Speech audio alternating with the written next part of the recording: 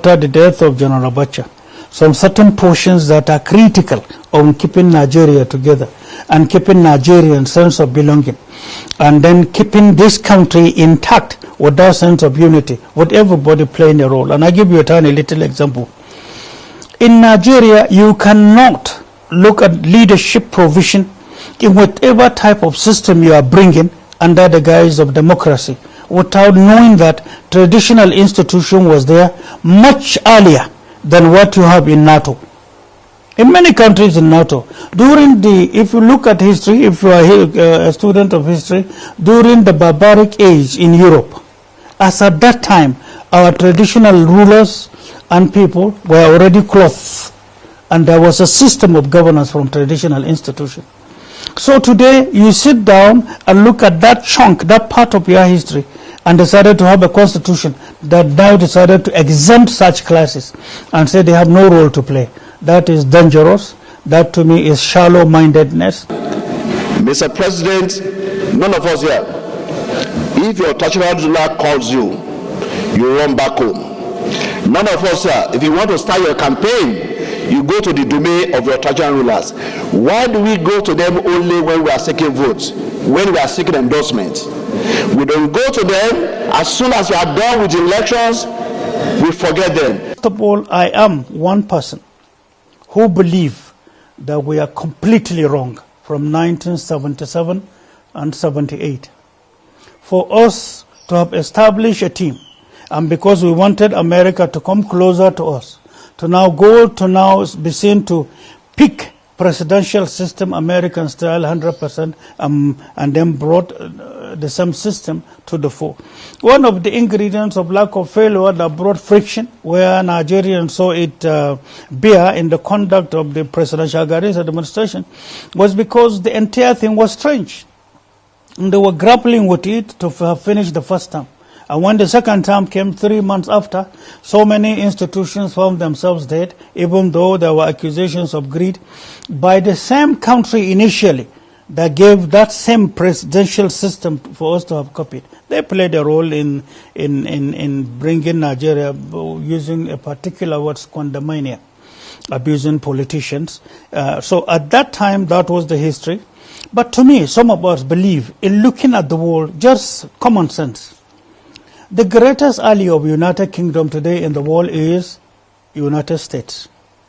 But yet, United Kingdom is operating parliamentary system. And the closest ally in the whole world is operating presidential system. What are the differences? What are the reasons? We didn't sit down to, from the point of view of political science, examine the two and where they are operating separately. And we didn't also realize that looking at NATO as a whole, in each there are differences in their own laws governing their countries. And the question is why? Why should you be a copycat? A country that has culture, history, our own historical backgrounds, the diversity in us, that is strength, the resources before us, and then the level of education and awareness of our people. That is to inform your own democratic setting. But you abandoned that and went to pick something totally strange to your people. Let me tell you about the presidential system, US. One of the major cardinal points that brought about it was what? Was the issue of immigration, immigrants and citizens. Until tomorrow, that is the yardstick, that is the major anchor point. Everybody came from different parts of the world, met the indigenes who are the Red Indians, and they displaced the Red Indians, fought them, and established a law that is protective of immigrants. An immigrant can come from anywhere and become anything you want to be in America. You require a system that is democratic, that will be protective to you against the citizenry. That's why any Red Indian you see till tomorrow, all their leaders, the moment you sit with them and talk about this phrase, you will be seen to be a friend.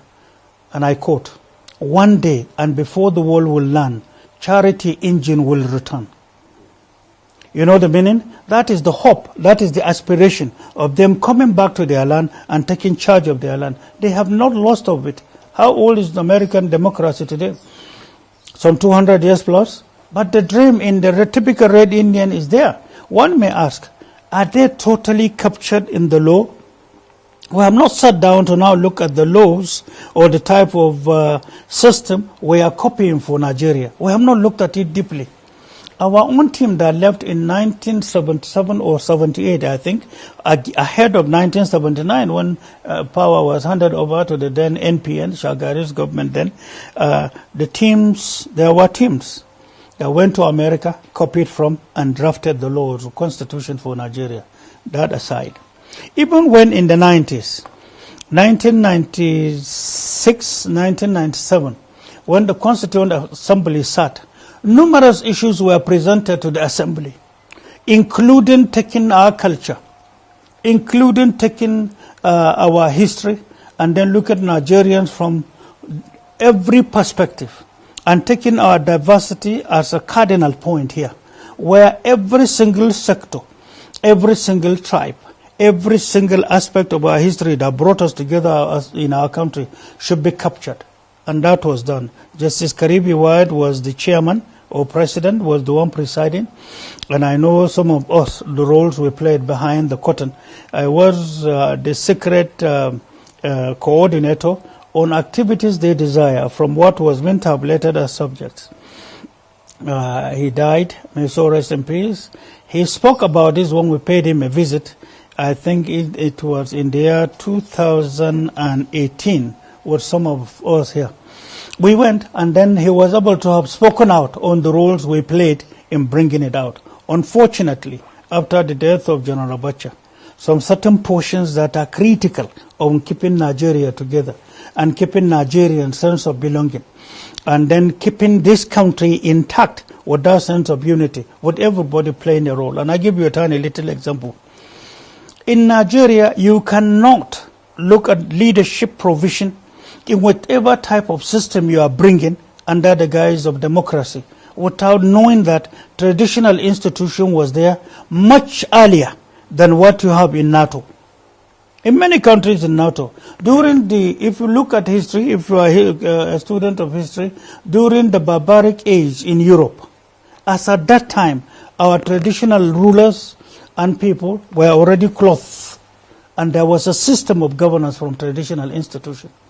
So today, you sit down and look at that chunk, that part of your history, and decided to have a constitution that now decided to exempt such classes and say they have no role to play. That is dangerous. That to me is shallow-mindedness. That to me does not reflect something that is supportive democracy, and that is something that will allow the democracy to last long in itself. Why was it removed?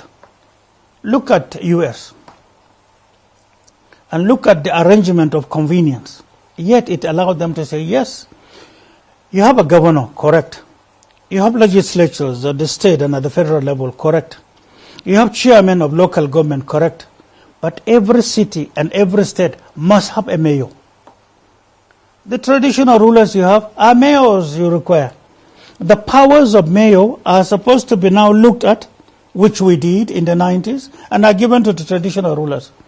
Identification of their sons from their own domains are part of their roles, giving them identity. They have roles to play with regional or district and then zonal security up to national level as being supportive to the main state, to the security of the state in America. In Nigeria, all our traditional rulers are just there at the mercy of their local government chairmen. And even the little percentage that was created was the only thing left. And we created it in the 90s for them to have as captured by the Constitution. The question is, why do we exempt them? Another thing is being Africa and knowing fully well that investing strategic in the younger ones against tomorrow, in their education, their activities, skill acquisition, empowerment. The question is, where is it captured in the Constitution? You want to have democracy, but in one side, the democracy has exempted some that are part of the ingredients of promotion of exigency. How can you have peace? So some of us haven't studied this much and haven't conducted our researches this much. If you have to now have Nigeria that will allow democracy to be deeply rooted, you should be seen to touch on these aspects that are abandoned by our constitution. We have to look at it, and I know there are also other areas. Campaign has not started. There are areas I will not talk about that we intend to introduce that we will all be proud of. After all, not a single person comes to look at correction in terms of governance or a law that governs a country. It is a collective team, and we have been on this for a long time. And to me, some certain people decided in 1999 that you are talking about to have removed some certain portions that was engraved in it. But then they decided to expunge them to suit personal interests. It's unacceptable, undemocratic.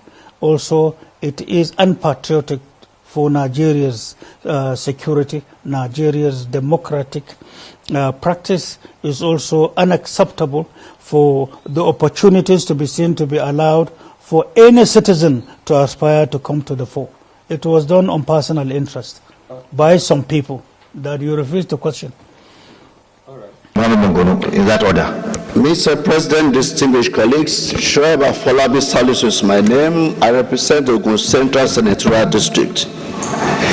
It is difficult to fault this motion at all, this bill, and I'll give just 3 reasons.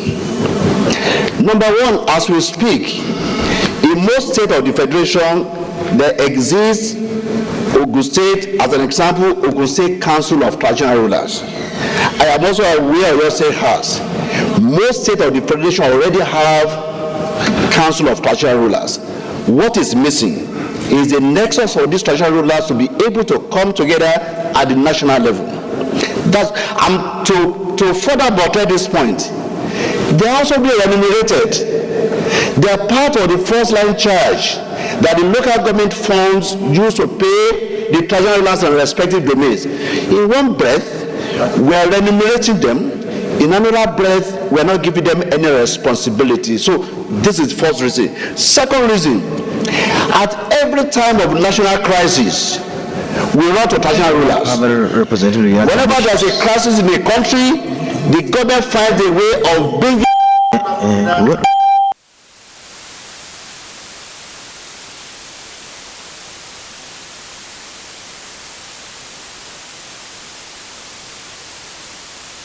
Senator Moore, we're talking about you are protected. You can continue. The second reason I was mentioning was at time of grave national crisis, we run to traditional rulers on an ad hoc basis. Why don't we have a National Council of Traditional Rulers or something similar to National Council of State in a manner that they can advise government from time to time on issues of importance to our national development?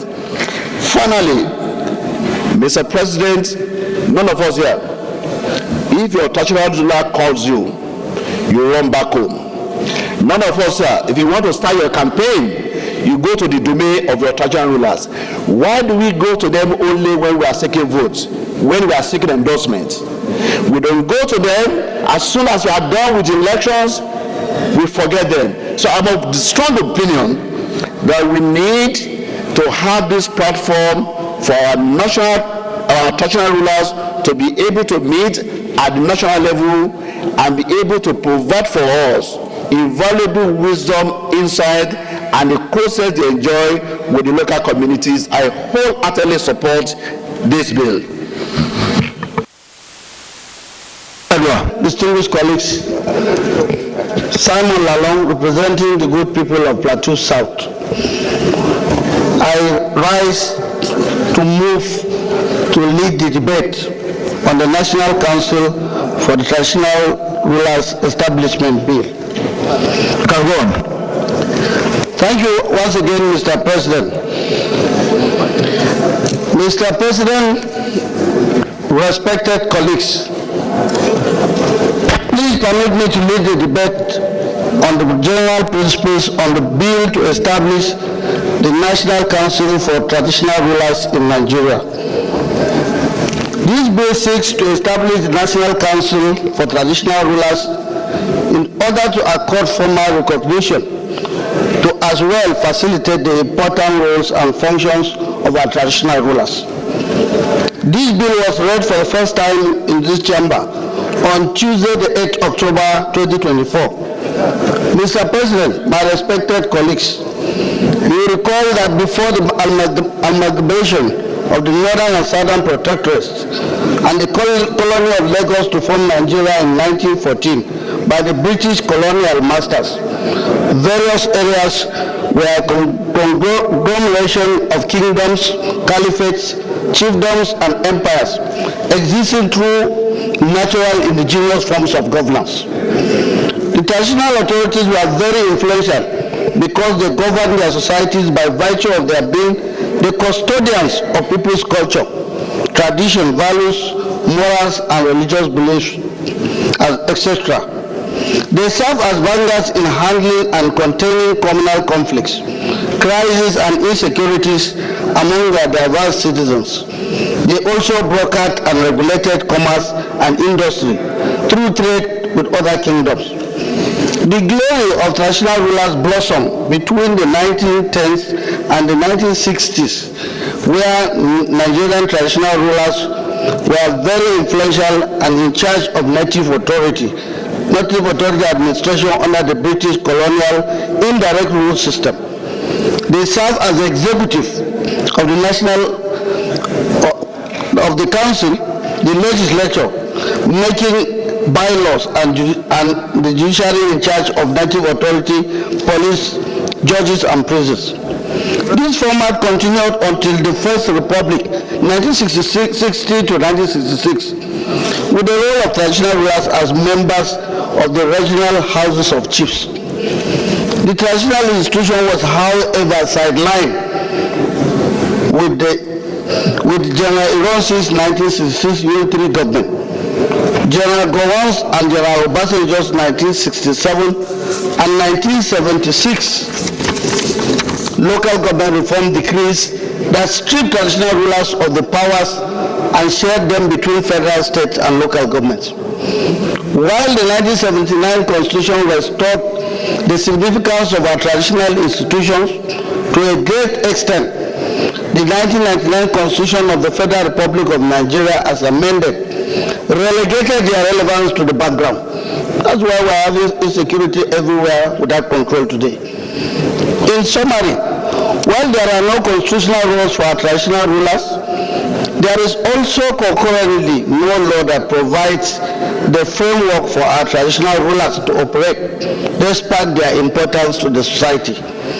It is in this order to fill the current lacuna that I first of all sponsored a Constitution of the Federal Republic of Nigeria 1999 Alteration Bill, HB 532, which was read in this chamber on Thursday, the 24th of September 2024. It is also in furtherance of the above that this bill, the National Council of Traditional Rulers of Nigeria Establishment Bill 2024, seeks to provide framework for the traditional rulers to operate at the federal level and contribute their quota, if they are captured within the Constitution, to national stability and development as they did in 1910s and 1960s. I know a lot of people were not born. Many of us were not born.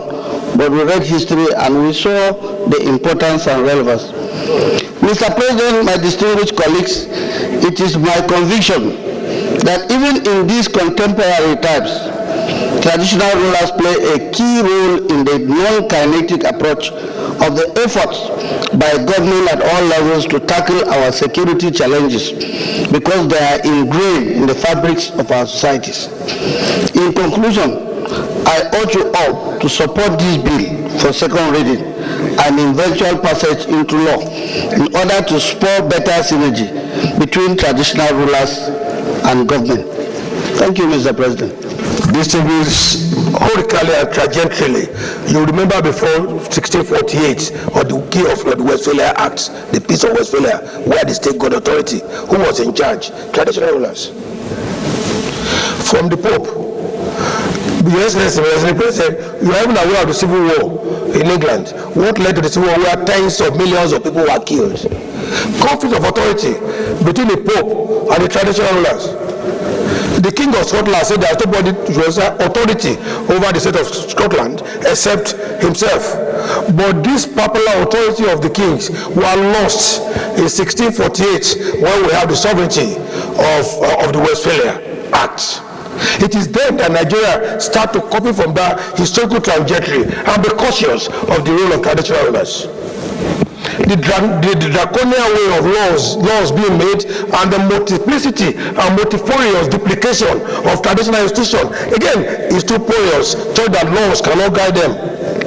The President, I will conclude by saying that even in my jurisdiction, we have almost 71 ologias and about 50 obas in a small town. How do you now dedicate and disseminate power to them?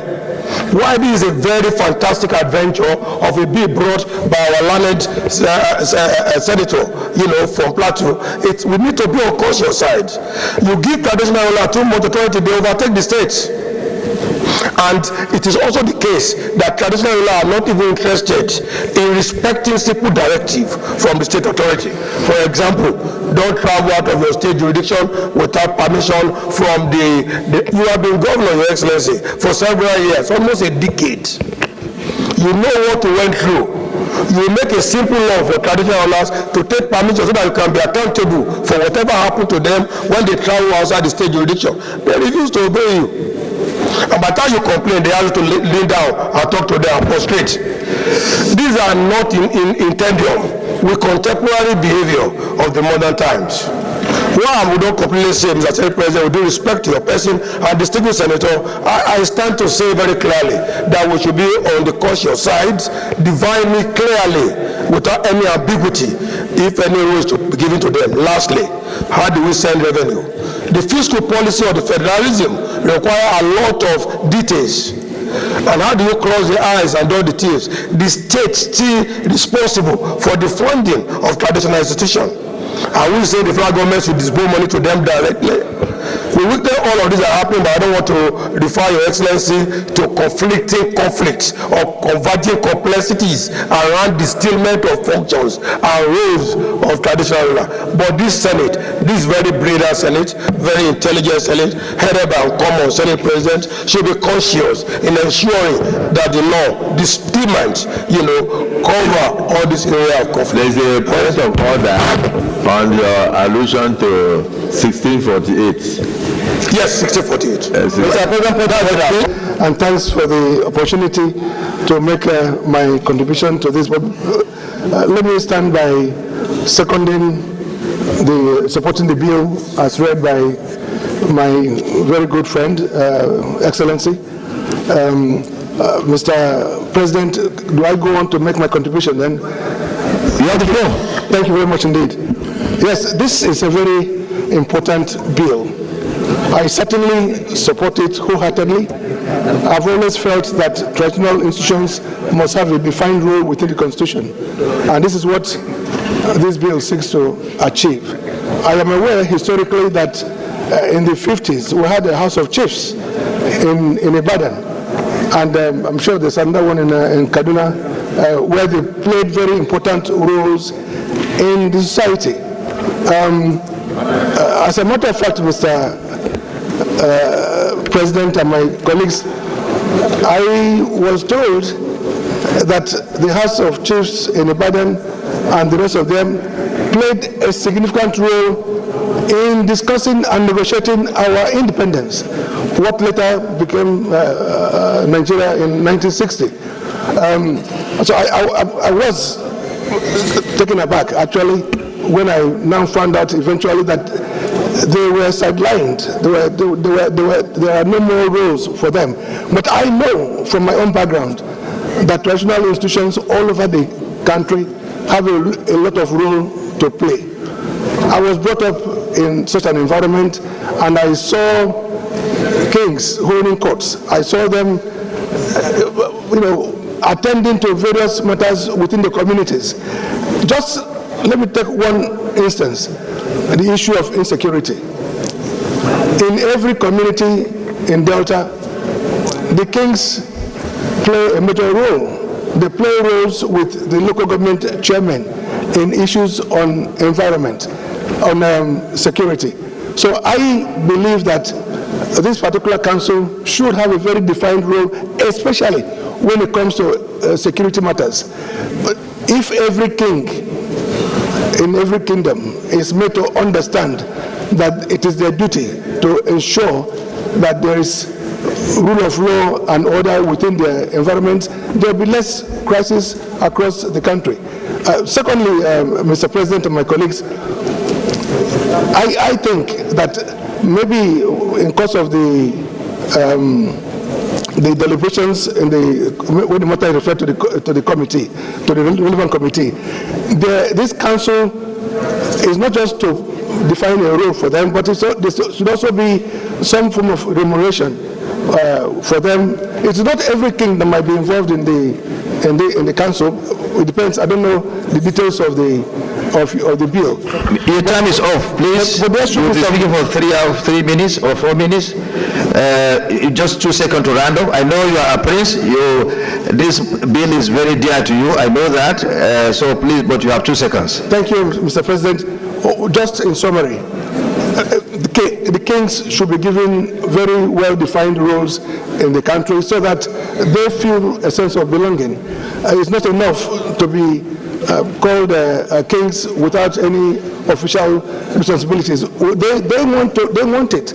They want to play major roles. So I must commend you, my brother, for bringing. The time is off.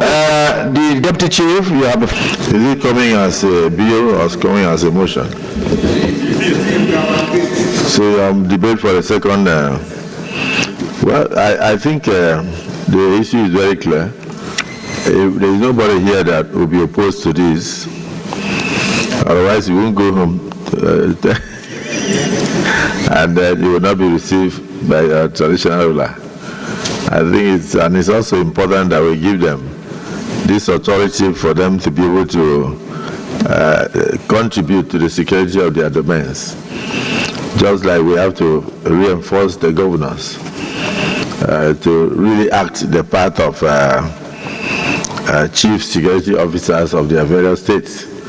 So if we complement this with a proper recognition of our traditional institution, my opinion is that the security of the nation will be more assured. So let me recognize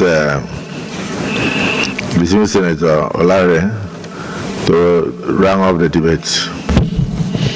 Thank you very much.